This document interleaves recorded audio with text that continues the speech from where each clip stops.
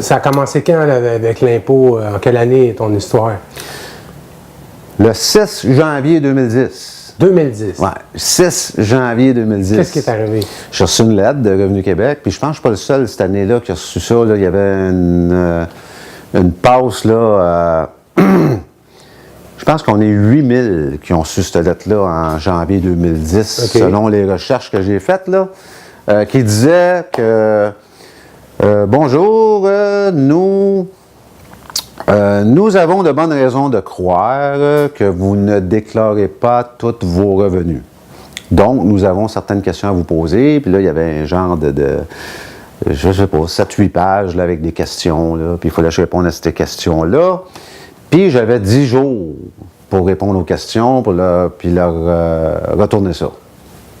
C'est ça qui est arrivé en janvier 2010. OK. Puis après ça, ils t'ont envoyé. Ben, moi, ce que j'ai fait, c'est que j'ai répondu aux questions, tu sais, parce que moi, en janvier 2010, là, j'ai absolument aucune connaissance du monde légal dans lequel je vis. J'ai absolument aucune connaissance du système monétaire dans lequel je vis. Là. Je suis complètement ignorant, là, comme j'imagine 98% du monde. Là, on ne sait pas, on ne sait pas comment ça marche. Fait que moi, j'ai répondu aux questions, j'ai retourné ça chez Revenu Québec. Là, là, j'ai même appelé là, pour leur dire, écoutez, je ne vois pas pourquoi vous m'appelez moi, là, parce que mon train de vie est assez ordinaire. Je ne suis pas un gars riche, je ne suis pas un gars qui a un bateau, je ne suis pas un gars qui a des chalets, je ne suis pas un gars qui a des immeubles ou quoi que ce soit de même. Là, fait que, anyway, là, j'ai... pour faire une histoire courte, là, à un moment donné, j'ai reçu un avis de cotisation de 35 000 35 000? 35 000 Ils ont pris ça où? Ben, selon des statistiques canadiennes quelconques, il a fallu que je fasse plus d'argent pour arriver à vivre. Selon eux autres, là, moi, ces 3 années-là, qui vérifiaient, j'ai déclaré à l'entour de 50 000 clairs. Après impôt? Oui, après impôt. Après impôt, il me restait 50 000 Ton hypothèque, c'était quoi? Je pense que c'est 700 par mois, quelque chose de même. Ta maison, elle vaut combien? À ce moment-là, la maison, lorsqu'elle a été achetée, je pense que c'était 80 000. Là, quelque chose Mais là, n'importe qui peut se payer ça. Ah, check, là. C'est parce que, à ce moment-là, je ne le savais pas, mais aujourd'hui, je suis très au courant que Revenu Québec, là, 2010-2011, là, il n'était pas question qu'ils commencent à vérifier du monde sans les cotiser, là. Tu comprends? On a eu des preuves de ça, là, dans les journaux, là, que Revenu Québec, aussitôt qu'ils te pointent, mais il faut qu'ils rapportent 1000 $ de l'heure, là, tu sais, là, puis ils ont des quotas à respecter, puis tu sais, on a tout vu ça, là. Aujourd'hui, on est en 2016, là, mais à ce moment-là, en 2010, moi, je ne suis pas au courant de ça, là. Je n'ai jamais dealé vraiment avec Revenu Québec, je ne sais pas comment ça marche. T'as envoyé 35 000 $. Comment? Tu lui as envoyé 35 000 $? Non, j'ai jamais payé une scène de ça. T'es malade, toi. Non. Moi, à un moment donné, j'ai été voir un avocat. OK. J'ai été voir un avocat, puis je suis sorti de là avec l'idée profonde que j'étais pour m'occuper de ça moi-même. Tu comprends? Okay. Parce que l'avocat, tout ce qu'il voulait, en fin de compte, c'est un dépôt de 3 000 $ pour ouvrir le dossier. Tu comprends? Quand tu arrives dans cette situation-là avec Revenu Québec, là, tout le monde veut de l'argent. Là, tu vas voir un avocat, il veut de l'argent. Puis, il ne m'écoutait même pas. Là, je racontais des affaires. Là, puis je voyais qu'il ne m'écoutait même pas. Puis, il voulait 3 000 $ pour ouvrir le dossier. C'est ça qui l'intéressait. Là. Fait que depuis 2010, tu n'as pas réglé cette note-là encore? Ah oui, je l'ai réglé. J'ai réglé ça. D'une autre façon, quoi? Oui. Moi, j'ai appris. J'ai décidé, quand je suis sorti de ce bureau d'avocat-là, que j'étais pour apprendre comment... Attends, tu viens de me dire que tu n'as pas payé, mais tu es en train de me dire que tu as réglé ça. Oui. Comment tu as fait? J'ai réglé ça en utilisant la sûreté de ma personne. C'est quoi la sûreté? La sûreté de ma personne, c'est un droit. Au dictionnaire, c'est quoi la sûreté? Une sûreté, c'est une garantie monétaire, tout simplement. Ça vient d'où? Pourquoi tu me parles de sûreté? Pourquoi je te parle de sûreté? Parce que nous, les hommes et les femmes ici au Québec, on a le droit à la sûreté de nos personnes. Ça vient d'où, ça? Ça vient de la Charte des droits et libertés du Québec. Dans la Charte des droits et libertés du Québec, on a des droits. Qui a écrit ça? La Charte des droits et libertés du Québec a été écrite en 1975 par René Lévesque et sa gang. Pourquoi ils ont fait ça, tu penses? Pour nous protéger. René Lévesque avait, d'après moi, c'est le seul politicien qu'on a eu ici au Québec qui voulait vraiment travailler dans les intérêts du peuple. Puis René Lévesque a décidé en 1975 d'écrire une charte qui s'appelle la Charte des droits et libertés de la personne du Québec, sûrement en relation avec la décision de Pierre Elliott Trudeau en 1974 de commencer à créer la dette publique en utilisant des entités privées au lieu d'utiliser la Banque du Canada. Parce que dans ces années-là, ils ont switché la Banque du Canada, ils ont tout donné ça dans les mains du privé. Oui, exact. C'est parce que en 1974, Pierre Elliott Trudeau a décidé que notre dette nationale était pour être créée en utilisant des banques privées. Okay. Au lieu d'utiliser la Banque du Canada à 0% d'intérêt, comme ils ont fait de 1938 à 1974, ils ont décidé en 1974 que ça, c'était terminé. Puis maintenant, on utilise des banques privées pour créer notre dette à 3-4% d'intérêt. Okay. Tu comprends? Autrement dit, en 1974, Pierre Elliott Trudeau, il nous a vendus sur le marché boursier. Puis 6 mois plus tard, René Lévesque a décidé qu'il était pour nous donner le droit à la sûreté de nos personnes, pour justement, au cas où si cette histoire de dette publique-là deviendrait incontrôlable. Mais ça, c'est ta perception ou... Oui, c'est ma perception dans le sens que j'ai fouillé, tu sais, je veux dire, Pierre Elliott Trudeau décide ça en 1974, puis 6 mois plus tard, René Lévesque décide d'écrire une charte pour nous protéger contre la folie qui pourrait subvenir avec cette dette publique-là. Tu comprends? OK. Là, tu dis que tu as utilisé ta sûreté. Comment tu as fait ça? Ton état de compte dans les mains, qu'est-ce que tu as fait avec? Bien, quand tu reçois un avis de cotisation de Revenu Québec, dans le fond, c'est un état de compte. Oui. Puis il y a une partie en bas, là, tu sais, il y a une partie détachable là, en bas. Là. Ça, on appelle ça un bordereau de paiement. Okay? Ou, au Revenu Canada, ils appellent ça une pièce de versement. D'accord. Okay? Mais nous autres, on n'est pas habitués de lire ce qui est écrit. Nous autres, on est habitués de payer. On est habitués, nous autres, de fermer nos gueules puis payer. On n'est pas habitués d'essayer de voir c'est quoi qu'on fait au juste. Là. Tu sais, là, c'est pas de même qu'on a été éduqués. On a été éduqués, nous autres, à être des bons contribuables dociles. Tu sais. Mais si tu checkes pièce de versement, ça te le dit, tu sais, ça te le dit en pleine face que cette affaire-là, là, c'est une pièce qui va servir à verser quelque chose. Okay. Hein? Bon, encore là, c'est pas quelque chose qu'on nous apprend, OK? Mais moi, j'ai tout appris ça. Moi, j'ai appris comment fonctionne le système légal au complet, puis j'ai appris comment fonctionne le système monétaire au complet. Fait que moi, je suis au courant que je peux transformer cette pièce de versement-là en lettre de change, OK?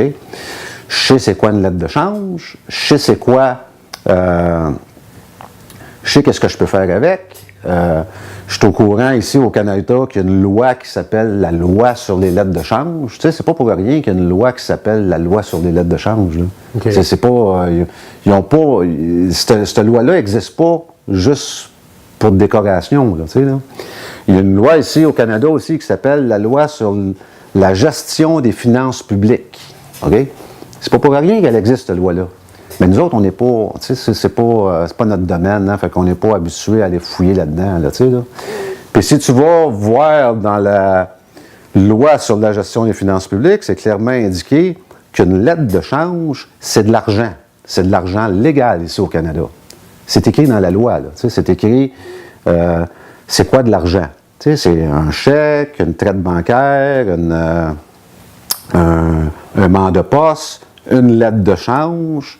Ça, toutes ces affaires-là, c'est des effets de commerce, puis c'est tout de l'argent. C'est de l'argent. Toi, tu as décidé, tu as pris ça à l'envers, tu l'as viré de bord, puis tu as dit, moi, je fais une lettre de change avec ça. Ouais, j'ai pas juste viré de bord, là. J'ai décidé de transformer. En premier lieu, là, avant de faire ça, là, j'ai demandé à Revenu Québec si j'avais le droit de faire ça, tu sais. parce que j'ai appris toutes ces choses-là, mais il faut que je vérifie quand même. Ouais. Ils t'ont répondu quoi? Ils m'ont pas répondu. Là, Okay. là. J'ai posé la question à Revenu Québec si je pouvais utiliser la sûreté de ma personne pour que cette sûreté puisse décharger ces dettes-là que Revenu Québec adresse à ma personne, parce que je ne veux pas les racheter, ces dettes-là. Mais pourquoi tu aurais le droit de faire ça? Parce que... Je vais donner un exemple. Tu n'es pas un employé du gouvernement. Non, je ne suis pas un employé du gouvernement. Puis pas rien que ça, c'est que moi, j'ai toutes les bonnes raisons de croire qu'on se fait voler. Moi, j'ai OK, mais ma question, c'est comment tu as le droit d'avoir le pouvoir de transformer ça en lettre de change? C'est pas un pouvoir, là, c'est juste une technicalité. Là. Un Ontarien pourrait-tu faire ça? Ben oui, Même s'ils n'ont pas la même charte que nous. ça n'a rien à voir. Ils ont une charte, eux autres, avec. Là. Il y a la Charte canadienne des droits et libertés qui dit que tout être humain a droit à la sécurité de sa personne. Eux autres, c'est sécurité, puis nous autres, c'est sûreté. Oui. Ici, au Québec, c'est bizarre, mais René Lévesque a vraiment utilisé le mot qu'il faut utiliser, c'est-à-dire le mot sûreté. Sûreté. OK? On est la seule place en Amérique du Nord là, où ce que le mot sûreté est utilisé. Là, OK. là. Puis c'est sûr qu'il y en a qui vont vous dire, oh, ça veut dire que vous avez le droit à la sûreté de votre personne, ça veut dire que personne ne peut vous tuer ou des. Tu sais, ça n'a rien à voir. Là. Ça n'a absolument rien à voir avec ce bout-là. Là. Vous avez le droit à la sûreté de vos personnes, ça veut dire qu'il y a une sûreté qui existe pour cette personne-là que vous avez, puis vous pouvez l'utiliser. Tu sais, c'est ça que ça veut dire. Là, tu sais, là.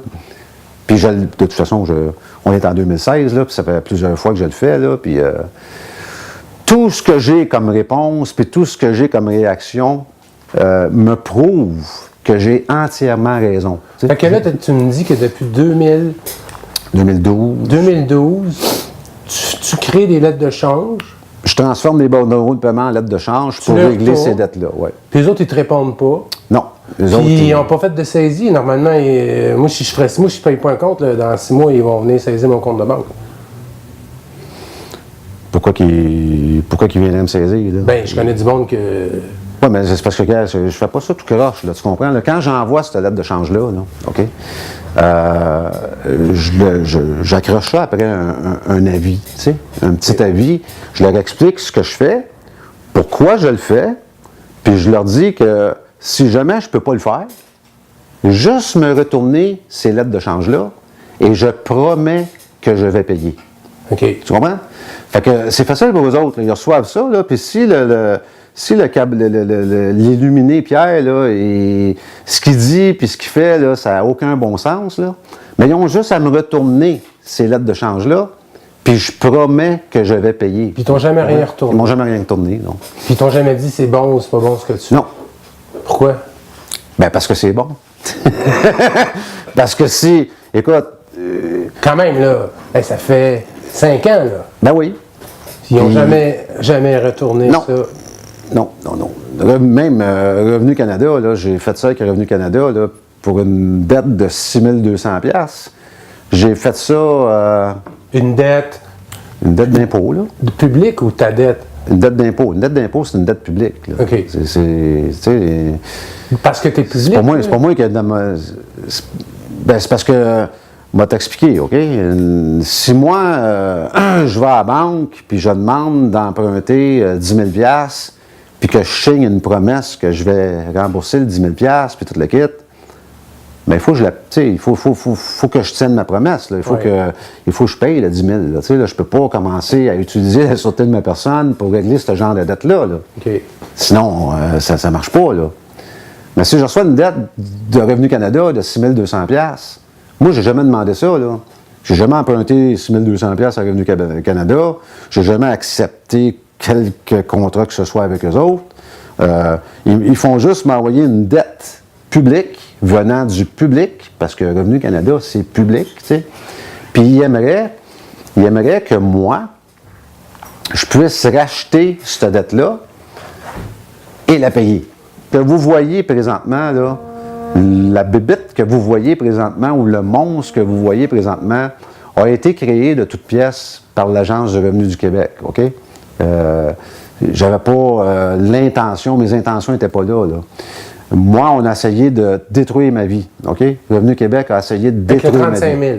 Avec le 35 000, puis ils ont essayé de un paquet d'affaires, là, que je pourrais t'en jaser de Revenu Québec 2 heures, là, OK?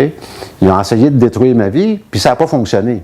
Puis tu fais-tu encore tes rapports d'impôts à toutes les années? Oui, je fais des rapports d'impôts. Ça, c'est une autre histoire, ça. S'il y a des gens, là, ou des mouvements quelconques, ou qui vous disent de ne pas faire de rapports d'impôts, puis c'est pas vrai, ça, là. Embarquez pas dans ce genre de folie-là, là. Moi, je fais un rapport d'impôts à toutes les années. Comme je vous ai dit tantôt, ils n'aiment pas la façon que je le fais, mais en tout cas, je suis en train de négocier ça avec eux autres, là, parce que, bon... mais si vous recevez en gain ou en revenu de l'argent légal durant une année, il faut la déclarer. C'est ce que tu fais. Puis c'est ce que je fais. Puis c'est la loi, il faut le faire. Parce que c'est écrit. C'est même écrit, là, prenez un bill de 20$, là, c'est écrit, ce billet a cours légal. Donc, si vous acceptez ce genre de billet-là, d'argent-là, en tant que gain et revenu, mais légalement, vous êtes pris à accepter la loi qui vient avec. Fait que toi, tu fais ton rapport d'impôt, on t'envoie un avis de cotisation, tu le transformes en lettre de change. Oui, mais là, depuis 2 ans, je fais un rapport d'impôt à ma façon, puis il ne l'aime pas. Fait que, pourquoi? Parce que j'envoie une feuille 8,5 par 11. Là, je ne remplis pas tout le reste d'affaires qu'ils veulent qu'on remplisse. Là, je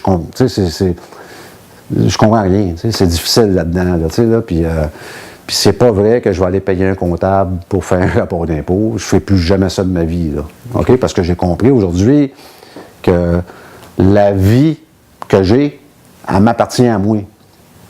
C'est écrit dans la Charte des droits et libertés du Québec que tout être humain a droit à la vie. OK?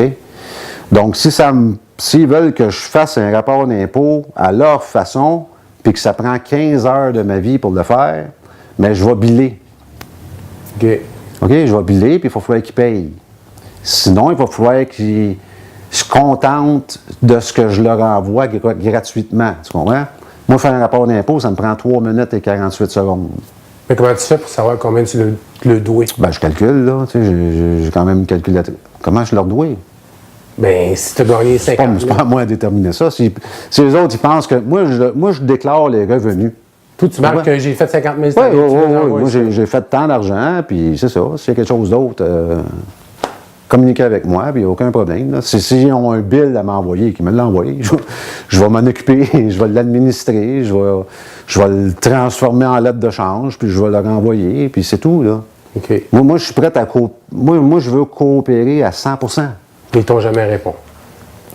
Mais dernièrement, Revenu Québec m'a envoyé des menaces, parce que les autres, c'est comme ça qu'ils opèrent, là. Ils m'envoient des menaces.